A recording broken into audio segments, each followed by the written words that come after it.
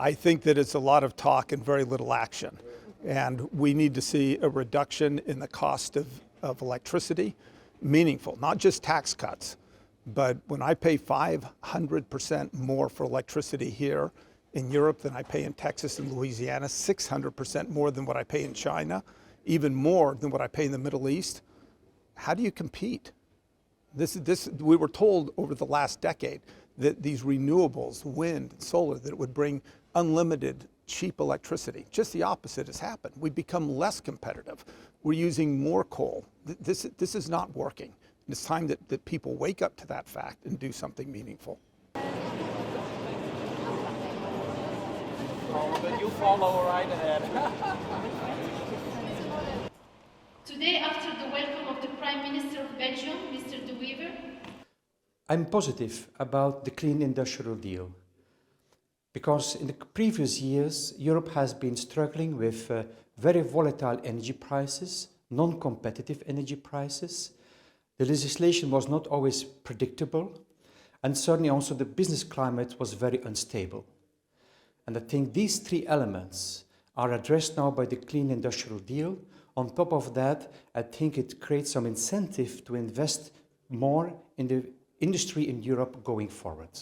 Hence, I'm positive and looking forward to the implementation of all of that.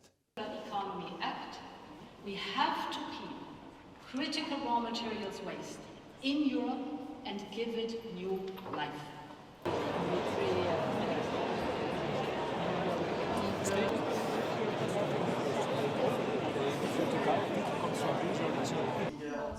Hi, nice to meet you. Hello, I'm Tiffany. Hello. Nice to meet you.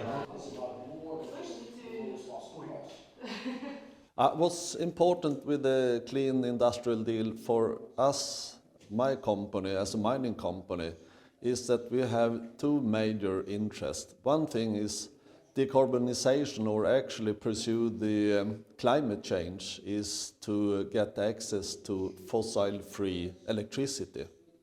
Really important, but it also has to be affordable. We are working on a global market, which means that we have to be competitive. The other part that is important for us is to get access to permits. The permitting process for the mining industry is extremely complicated, and especially two areas where we have to see adjustment, hopefully with the permitting omnibus. From across all industrial sectors, what a journey indeed. Where Vorstandsvoorzitter Martin Brudermüller showed me the thousands of pages of European regulation. The main concern we have is that there's quite a lot of, it's not very stringent towards the member states, and we see quite a difference between the member states. So certain member states implement the things that can be implemented and the others don't.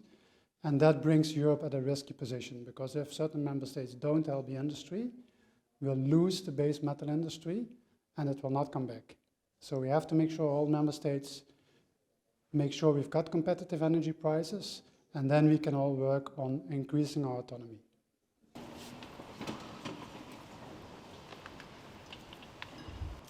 Indeed, leaders do lead in times of crisis. Our main concerns are the same as the ones addressed by the European Commission. So it's mainly do the energy transition whilst preserving the competitiveness of the industry. And just to give you an idea, I mean, we have around 50 sites all over the world. We're a global company. Last year, we closed 3 sites, and all those 3 sites are based in Europe. So it means it's urgent to take action. So everything that has been said, I think, is really goes in the right direction, right? But we need to act fast. And my concern is this one, is act fast and decisively. Thank you very much. Energy costs, labor costs, and permit policies. Measures specifically aimed at energy-intensive industries, locate to regions with less strict climate policies. For us, it will be key to make sure that we don't go for a one-size-fits-all approach, but that we also tailor the necessary measures to the capacities and the specific characteristics of the smaller companies in Europe, which are also the big part of the value chains for industry.